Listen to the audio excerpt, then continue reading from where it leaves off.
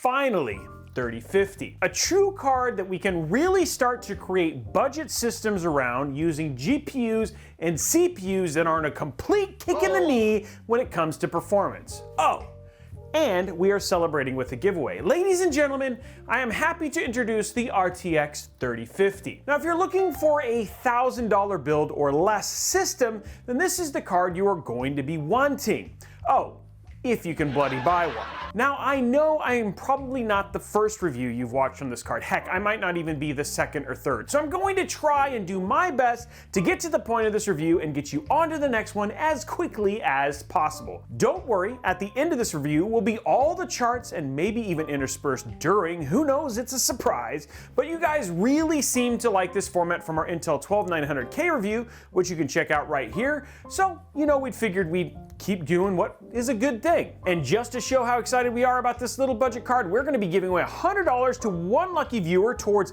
their build or card purchase. Just make sure you watch till the end to see how you can win. So let's dive in, shall we?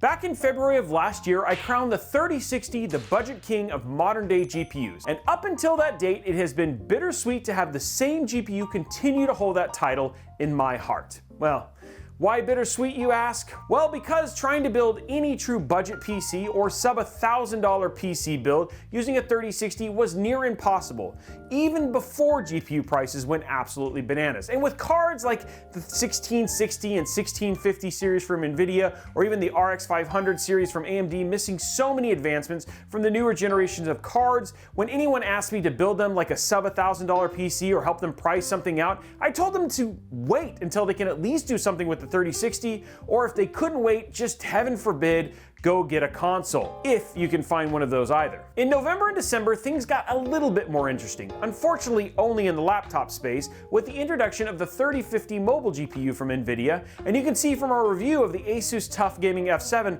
right here that Nvidia did have a chip that was making sub $1,000 laptops awesome, but unfortunately at the time, no hint of possible desktop release, until CES, when both AMD and Nvidia came out swinging with the announcement of the RTX 3050 and 6500 XT. And what I was expecting, as were many of you, was the excitement and possibility of true next generation budget cards. If you could get one, of course. But we all know that at some point the crisis of GPUs will end, and when the dust settles, who doesn't want to be able to actually build a performant PC for $1,000 that doesn't feel like you're really just settling? Unfortunately, the 6500 XT is a bust, and as many of you have seen from the myriad of reviews already out on the card. So the question is, Robey, should I get the 3050 and do my budget hopes and dreams rightfully rest on the shoulder of the RTX 3050? The answer is, well, it depends. Now I know, I'm literally dodging virtual rotten fruit and vegetables being thrown at me right now, but trust me, I wish these things were always so simple. Unfortunately, they aren't. Now, to keep this video succinct and focused, you may see flashes of graphs here and there to emphasize a point, or just ensure we can show our work. But if you want to dive in deeper, you can check out at the end of the video what will just be raw data for your viewing pleasure, just so you can nerd out on all those hot FPS and time spy graphs, as well as just prove that we actually tested these things before coming to our conclusions. So let's start for the people who are wanting to build a rig between $850 and $1,100. The current landscape that is currently filled with hundreds of variations of PCs filled with 1650s, 1660s, and similar type budget cards. Up until today, I hated recommending these builds to people in that price range because they just were old. Okay, I mean, sure, the performance on the games, which you can see here, is very similar between the 16 series cards and the 3050, but the fact that the 3050 has DLSS, and NVIDIA Reflex, and all the enhancements that come with the RTX 30 series cards is already a huge jump.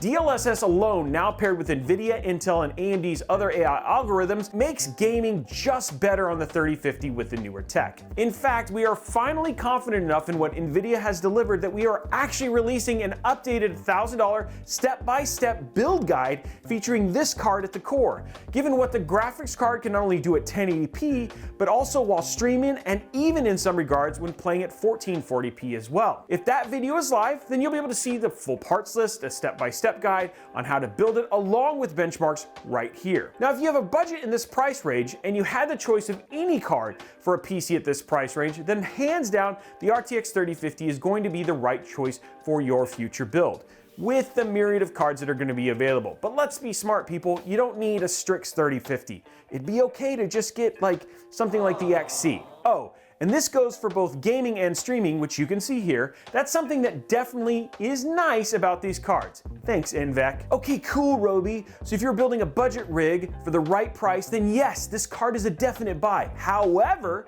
what if I have a 1660 Ti or a 1660 Super or a 3050 or an RX 580 or you name budget card here? Should I buy this card? Unfortunately, I can't say that I can definitely recommend that this is a strong enough jump up to absolutely say you should go out, wait in line, and not get one of these cards by the time you get to the end of the line. I know, it's sad, but come on, it's probably true. Now, there are some caveats here as we dive into those numbers. When we start to look at Nvidia titles that are using the latest and greatest Nvidia tech, then yes, the 3050 is a jump here for you. And if you want to play current gen DLSS enabled titles like God of War or Cyberpunk 2077 at high-end graphical quality and not spend north of $350 depending on what card you get, then sure, maybe this does make a lot of sense for you.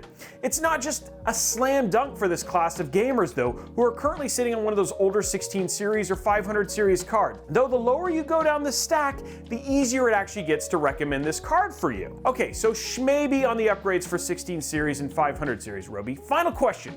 What about those people on 20 series cards like the 2060? Any reason to jump ship and pick up a 3050? I can say with a degree of certainty that unless you are a very niche case, that moving over from any 2000 series card doesn't make a ton of sense for a 3050. I mean, looking at these graphs, you can clearly see that the 2060 is outperforming this card. So apart from just saying this thing is 1,000 points higher in name, so it must be better, I can't see it making a ton of sense for anyone in this arena upgrading. And I can also say the same thing for similar cards from AMD.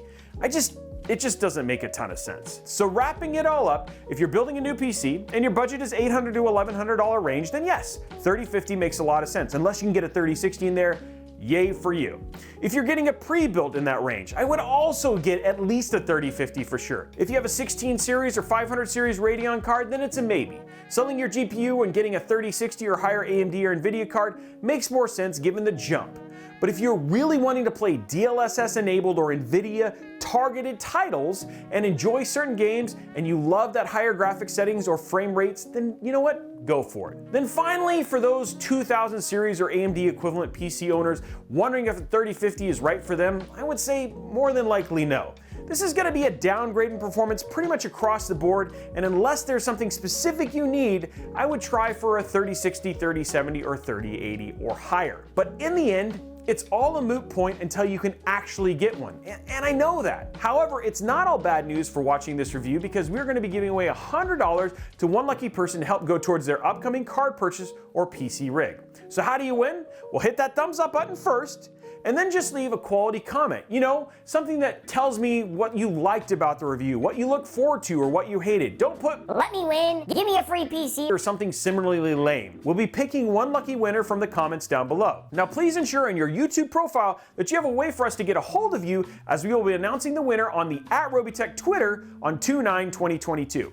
Oh, and worldwide is welcome, as it will be valued at $100 USD, and you must be able to accept Venmo or PayPal. So what did you think? Do you think the 3050 is the budget card you've been waiting for? Well, stay tuned for the end. We're going to be kind of wrapping it up, but stay tuned at the end and just take a look at the data if you have any other questions. Now, are you going to be trying to get one at launch? And where are you going to be trying to get one at?